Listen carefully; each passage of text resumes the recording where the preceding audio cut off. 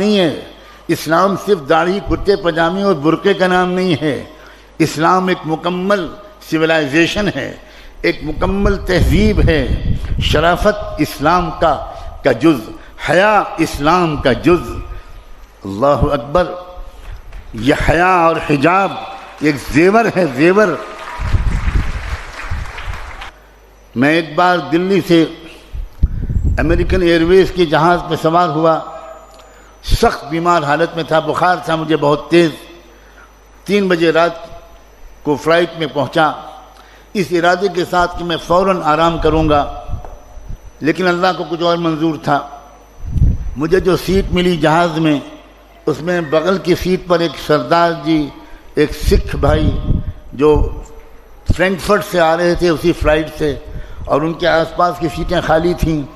تو وہ تو شاید خوب سو چکے ہوں گے, اور وہ ایک کمپنی کی تلاش میں تھے کہ کوئی آئے میرے پاس سیٹ پر بیٹھے گا تو میں اس سے باتیں کروں گا.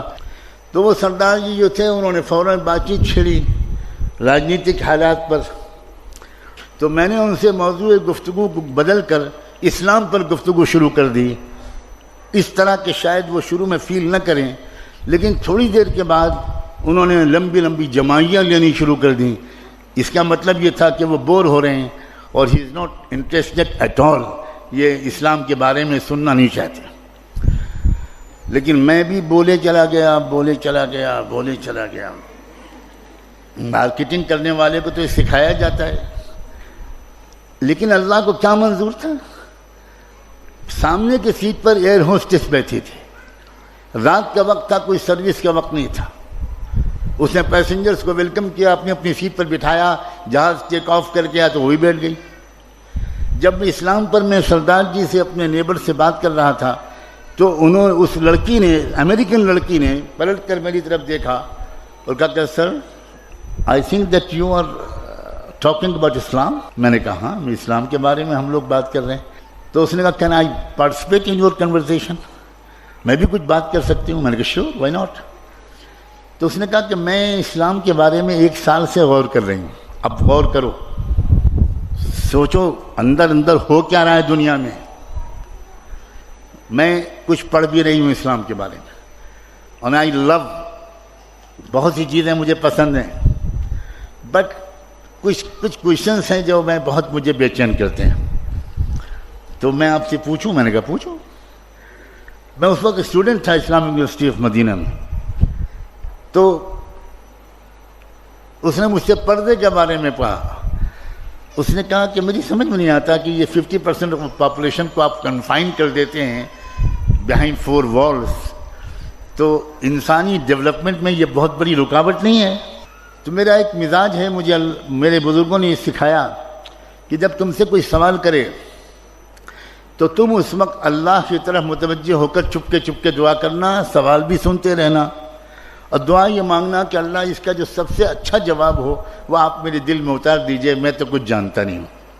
سبحانک لا علم لنا الا ما علمتنا انک انت العلیم الحکیم. میرے دل میں ایک جواب ایسا آیا جو اس سے پہلے کبھی نہیں آیا تھا, اور میں نے ان سے کہا کہ 1972 میں آپ کے یونائٹڈ اسٹیٹس آف امریکہ میں ٹیکسس اسٹیٹ کے کیپٹل ہیوسٹن میں ایک عجیب واقعہ پیش آیا تھا. اور وہ واقعہ ان شارٹ بیان کرتا ہوں کہ ایک صاحبزادے اپنے کار میں ایک بریف کیس میں تقریباً $20 لاکھ $2 ملین کی مالیت کے زیورات, جیولز اینڈ ڈائمنڈس لے کر نکلے, اور مڈ نائٹ 12-1 بجے کے قریب انہوں نے ایک راؤنڈ اباؤٹ ایک چوراہے کے پاس اپنی گاڑی روکی, اور اس گاڑی روک کر وہ بریف کیس نکالا اور چوراہے پر کھول کر رکھ دیا. اور اسی کنارے ایک بلڈنگ میں ان کا اپارٹمنٹ تھا. انہوں نے گاڑی پارک کی اور اوپر چلے گئے اور اپنی بیلکنی سے واچ کرنے لگے کہ اب دیکھیں میرے بریف کیس کا کیا ہوتا ہے. تھوڑی دیر کے بعد کوئی اور صاحب آئے, انہوں نے دیکھا, گاڑی روکی, ادھر ادھر دیکھا, کوئی نہیں ہے. بریف کیس کو دیکھا, سوچا کہ $20 لاکھ مجھے اس طرح مل رہے ہیں یا اپروکسیمیٹلی. انہوں نے جلدی سے بریف کیس اٹھایا اور گاڑی میں رکھی اور بھاگ گئے.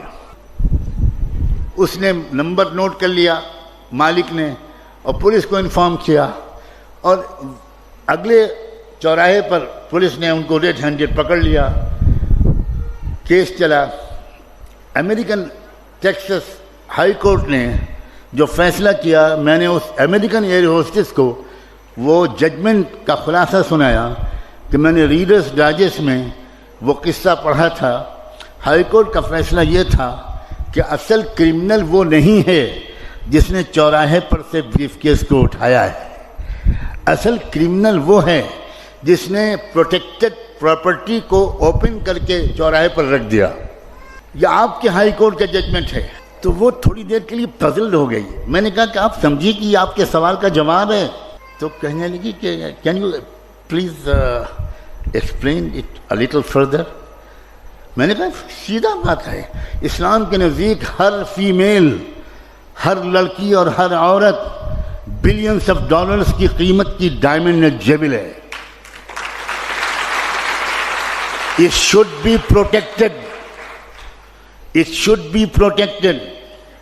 اب اگر کوئی لڑکی، کوئی عورت وہ اپنے آپ کو اوپن کر کے پیش کرتی ہے تو امریکن کوڈ کے مطابق جو لڑکا ٹیس کرتا ہے، جو لڑکا سیٹی بجاتا ہے، وہ مجرم نہیں ہے، مجرم وہ لڑکی ہے جس نے انوائٹ کیا ہے کہ آؤ غنڈو، آؤ سماج کے خراب لوگوں، مجھ پر بری نظر ڈالو۔ میری پردہ نشین باحیا اور باحجاب بچیوں، جانتی ہو ایک اسلام کے قانون کی تشریح کا کیا جادوئی اثر ہوا؟ شی واز ان ٹیئرز، رونے لگی وہ، اور وہ کہنے لگی کہ اب کراچی ایئرپورٹ آ رہا ہے، میں تو اب آپ تو اتر جائیں گے، آپ کو یہاں سے فلائٹ چینج کرنی ہے، اب میرے پاس تو 4-5 سوال اور بھی ہیں، آپ کے اس سوال نے تو مجھے مسمرائز کر دیا آپ کے جواب نے۔ میں بالکل مطمئن ہوں کہ پردے کے بارے میں، but what about my other questions? میں نے کہا دیکھو میں ایک اسٹوڈنٹ ہوں، میرے پاس اپنا کوئی فون بھی نہیں ہے، میں ہاسٹل کے چیف وارڈن کے آفس کا نمبر دیتا ہوں، آپ مہینے میں 1-2 بار مجھے کال کرنا، اگر میں مل سکوں گا تو ملوں گا، جواب دوں گا۔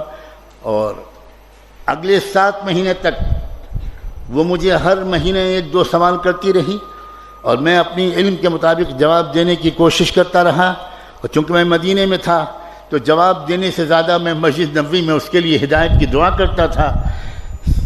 27ویں رمضان کی تاریخی رات تھی، وہاں رات تھی اور مدینے میں دن تھا، جمعے کا دن تھا۔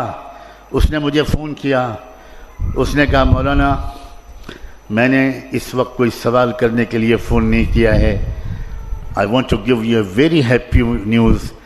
Right now میں شکاگو کی اسلامک سینٹر میں بیٹھی ہوں اور میں نے ابھی محمد مصطفیٰ کا دامن تھاما ہے۔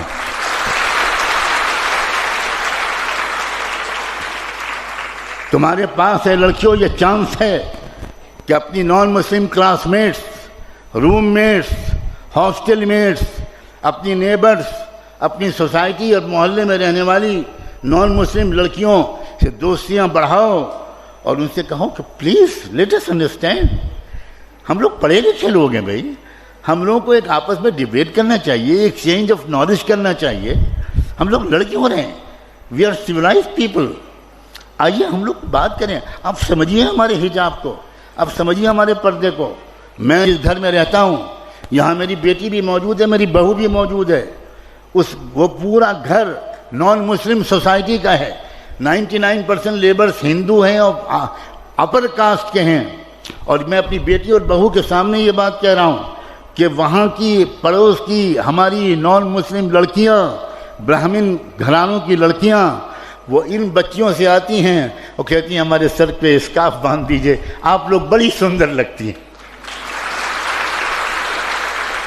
یہ سندرتا محمد مصطفیٰ کی سنت کی ہے، یہ خوبصورتی ملت ابراہیمی اور شریعت محمدی کا حسن ہے، اور اس سے تمہارے دلوں کو سکون رہے گا، اس سے تمہارے دامن پاکیزہ رہیں گے، اس سے تمہارے خیالات منتشر نہیں ہوں گے، اس سے تم ماحول کی گندگی سے متاثر